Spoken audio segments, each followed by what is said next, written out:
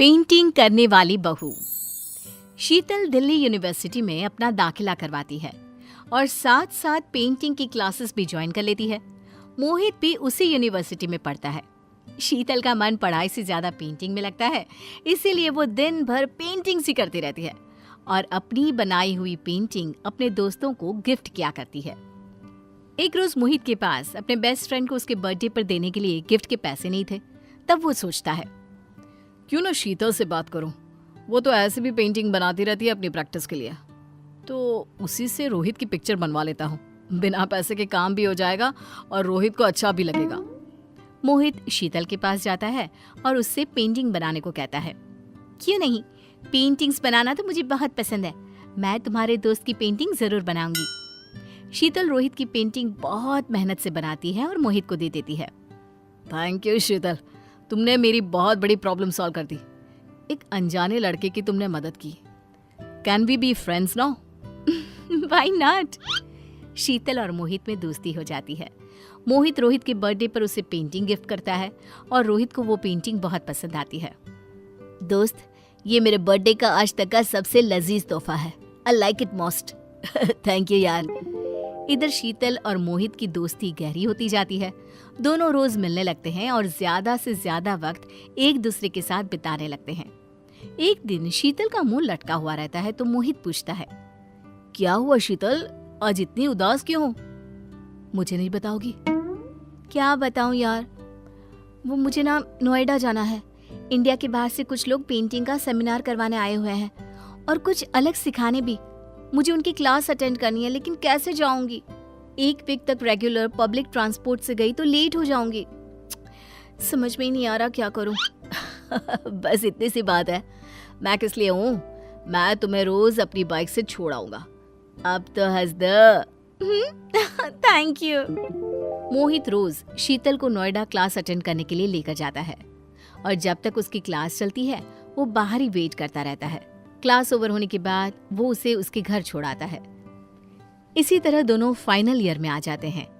धीरे धीरे दोनों को ये एहसास होने लगता है कि दोनों एक दूसरे के बिना नहीं रह सकते। शीतल, आई लव यू। तुम मुझे बहुत पसंद हो। आई लव यू टू मोहित। दोनों रिलेशनशिप में आ जाते हैं और देखते देखते उनकी पढ़ाई भी पूरी हो जाती है। मोहित को एक अच्छी जॉब मिल जाती है और वो शीतल को शादी के लिए प्रपोज करता है।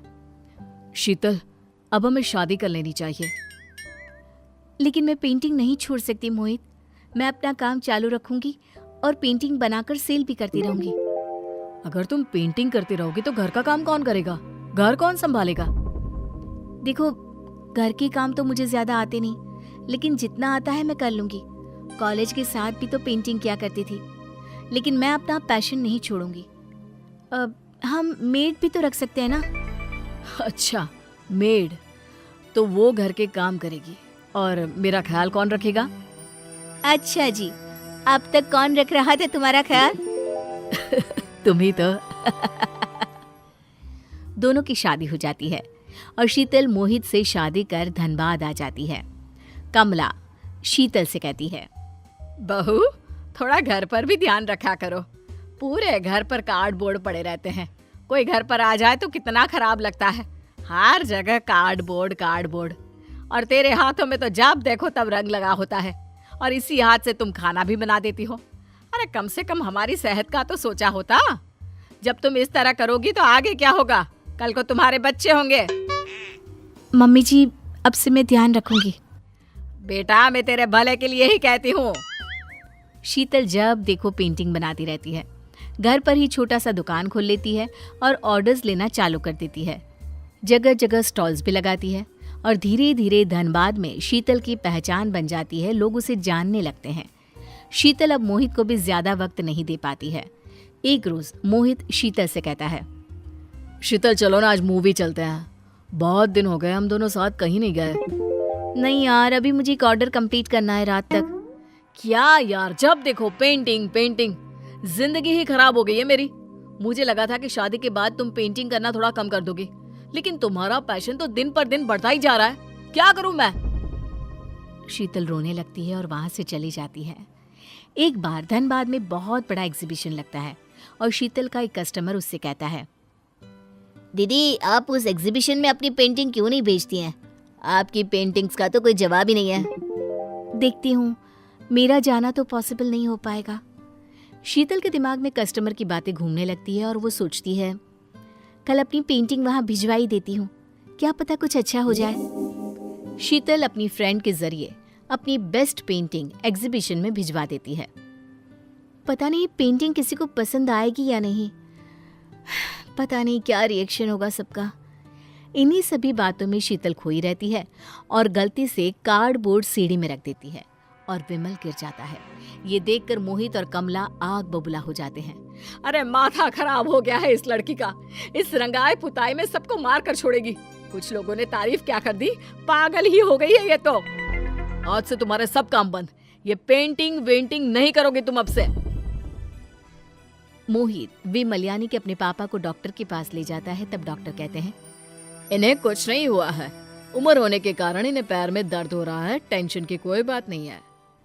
पर अब से शीतल गुमसुम सी रहने लगती है। महीने बीत जाते हैं। फिर एक दिन शीतल को एक कॉल आता है। क्या आप शीतल अग्रवाल बात कर रही हैं? जी हाँ। आपकी पेंटिंग को नेशनल लेवल पर पसंद किया गया है, इसीलिए अगले हफ्ते आपको अवार्ड दिया जाएगा और इनाम के 50 लाख भी। क्या आप सच कह रहे हैं? हाँ बिल्कुल। ये खबर सुनकर शीतल को अपने कानों पर यकीन नहीं होता। अगली सुबह ये खबर अखबारों में आ जाती है। न्यूज़ देखकर मोहित शर्मिंदा महसूस करता है और शीतल से कहता है, शीतल मुझे माफ कर दो, मैं तुम्हारी कला को पहचान नहीं पाया, लेकिन अब मैं तुम्हें हर वक्त सपोर्ट करूंगा और अगले हफ्ते अवार्ड लेने तुम जरूर जाओगी। कोई बात नहीं मोहित, मैं तुम्हारे हालात समझ सकती हूँ। मोहित शीतल को अवार्ड दिलाने ले जाता है और इनाम के पैसे से शीतल अपना बहुत बड़ा दुकान खोल लेती है। अब मोहित भी शीतल के साथ उसकी दुकान पर बैठा करता है।